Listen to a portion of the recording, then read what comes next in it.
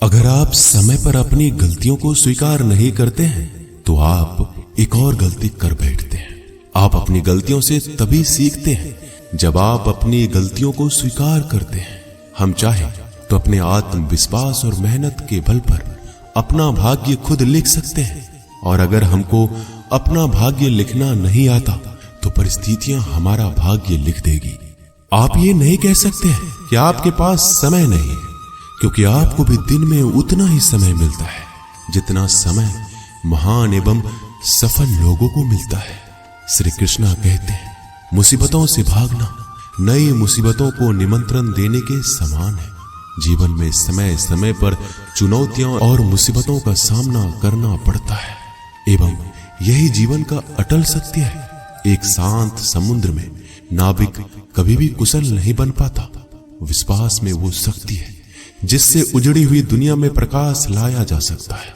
विश्वास पत्थर को भगवान बना सकता है, और अविश्वास भगवान के बनाए इंसान को पत्थर दिल बना सकता है। जीवन में कठिनाइयां हमें बर्बाद करने नहीं आती है, बल्कि ये हमारी छुपी हुई सामर्थ्य और शक्तियों को बाहर निकलने में हमारी मदद करती है।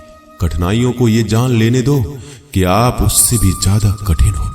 किसी डिग्री का ना होना दरअसल फायदेमंद है।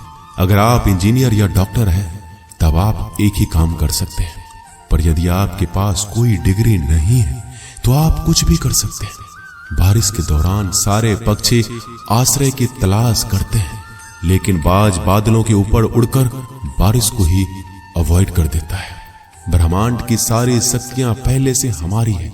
वो हम ही हैं जो अपनी आंखों पर हाथ रख लेते हैं और फिर रोते हैं कि कितना अंधकार है। अगर आप उन बातों एवं परिस्थितियों की वजह से चिंतित हो जाते हैं जो आपके नियंत्रण में है ही नहीं, तो इसका परिणाम समय की बर्बादी और भविष्य का पछतावा है। श्री कृष्ण कहते हैं कि जो एक बार अपमान सह ले वो मनुष्य है, जो 2 बार अपमान सह लेता है वो महात्मा है, और जो तीसरी बार अपमान सहता है वो व्यक्ति मूर्खों की गिनती में आ जाता है। दोस्तों, कई लोग कहते हैं कि लोग बेवजह हमारा बार बार अपमान करते हैं। कुछ कहते भी नहीं तो भी लोग हमारा अपमान करते हैं। पर अगर कोई हमें बार बार तंग करे, अपमान करके हमें ताना मारता रहे या हमारी हंसी उड़ाते रहे, तो हमें क्या करना चाहिए या फिर उसका जवाब देना चाहिए? यदि आप बार बार अपमान सहते रहेंगे तो आप खुद को हमेशा अपमानित महसूस करेंगे और लोग भी आपकी कद्र करना छोड़ देंगे। कोई भी आपको कुछ भी कहकर चला जाएगा। यदि आप चाहते हैं कि कोई आपका अपमान ना करे तो आपको अपने स्वाभिमान की रक्षा खुद करनी होगी। सहनशीलता में और मूर्खता में बहुत अंतर है। जो इंसान गलत करता है, अत्याचार करता है, अन्याय करता है, वो तो पाप का भागी है ही, पर जो इंसान चुप होकर अत्याचार को, अन्याय को सहता है, वो भी पाप का भागी है। क्योंकि अत्याचारी को, अन्याय को पहले बार में ही रोक दिया जाए तो उसकी हिम्मत बढ़ेगी नहीं। अगर हम उसे छूट दे देंगे, उससे कुछ नहीं कहेंगे, अगली बार वह हमें और सताएगा। इसलिए आपका धर्म है कि अपने सम्मान की रक्षा करो। इस दुनिया में सबसे महंगी चीज होती है सम्मान। सम्मान ऐसे ही किसी को मुफ्त में नहीं मिल जाता। इसको अपने चरित्र से, अपने अच्छे गुण से, स्वभाव से कमाया जाता है। यदि आपके सम्मान पे, स्वाभिमान पे चोट आए तो आपको उसकी रक्षा करनी चाहिए। यदि आप चाहते हैं कोई भी आपका अपमान ना कर सके, कोई भी आपके सम्मान को, स्वाभिमान को चोट ना पहुंचाए, तो 3 बातें आप हमेशा याद रखना।